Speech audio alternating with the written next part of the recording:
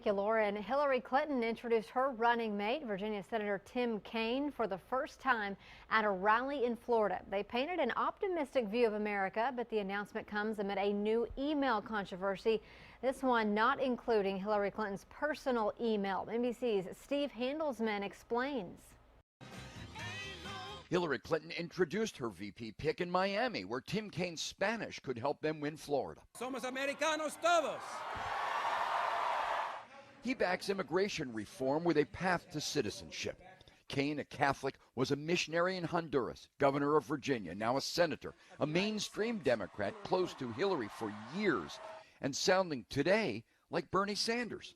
Let's do debt-free college so people can have skills. Let's build bridges and roads and airports and ports so people can have jobs. But here in Philadelphia, the home of Rocky Balboa, the chance of a fight now between Clinton and Sanders forces at next week's DNC, Democratic National Convention, seem to have increased. WikiLeaks of emails hacked from the Democratic National Committee today back up Sanders' charge that DNC staffers favored Clinton.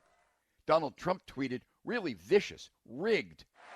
Trump's key convention claim, "I alone can fix it," was called by Clinton today the words of a dictator. I alone can fix it. He's not only wrong, he's dangerously wrong. Kaine said Trump's slogan is wrong about America. Isn't it great already? What a great country. The Democratic ticket trying to come across, unlike Trump and Pence, has a tight team that's optimistic. I'm Steve Handelsman, NBC News, Philadelphia. So who is Tim Kaine? His first job in public office, serving as mayor of Richmond, Virginia from 1997 to 2001. Kaine was then elected as Virginia's lieutenant governor, serving for 4 years. He won his next election to become governor of Virginia, serving until 2010. Kaine also served as chairman of the Democratic National Committee from 2009 to 2011.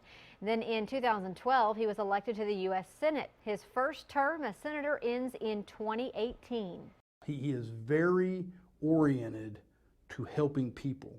He is someone that cares deeply and sincerely about making sure someone else's life is better.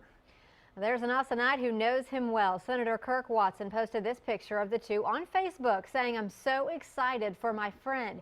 They met 15 years ago when Senator Watson was the Austin mayor and Tim Kaine was the mayor of Richmond. They were invited on a trip with other mayors to visit Israel, made a quick connection, and have remained close. Senator Watson says Clinton's VP pick is deeply rooted in his faith, and his faith drives him in his ability to help people. We also asked Senator Watson what he thinks about Hillary Clinton picking Kaine over former San Antonio Mayor Julian Castro. Former Mayor Castro is a friend of mine as well, and had that happened, I would be cheering very loudly also for that decision to have been made. I can't second guess the decision. Here's what I know. She made a really good one. And earlier today, our reporter Lauren Landman caught up with a delegate from Austin getting ready to head to Philadelphia for the Democratic National Convention. Jeremy Hendricks flies out tomorrow morning. He is the business manager of a local labor union, Laborers International Union. He says it was one of the first to endorse Hillary Clinton for president. Hendricks worked on President Bill Clinton's campaign back in high school. He then met Hillary in 2003 while helping her run for the New York Senate. This will be Hendricks' second DNC. The first was with Obama in 2008. The fact that we're making history again, I think it just says, the Republicans are looking backwards and the Democrats are looking forward. Our first black president, our first female president, and that's something to be proud of. Hendricks is looking forward to hearing from President Obama, the First Lady, Vice President Joe Biden, Bernie Sanders, and Texas's own Joaquin Castro.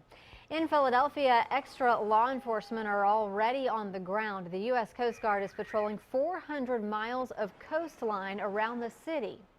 Where the Declaration of Independence was signed, so a lot of history in this town. So we want to make sure we maintain that history and keep it safe. They're bringing in 21 vessels and more than 400 personnel to monitor secure areas near the Wells Fargo Arena. On the streets, Philadelphia police hope it is quieter than when the city hosted the 2000 Republican convention. Hundreds of protesters were arrested, but officials say one big difference between this year's Republican and Democratic conventions, the Philadelphia police force is 4 times as large as Cleveland's. And our own Kevin Schwaller is making his way to Philadelphia. He will be at the Democratic convention all week. Just look for his reports beginning tomorrow night at 9 and 10 right here on KXAN.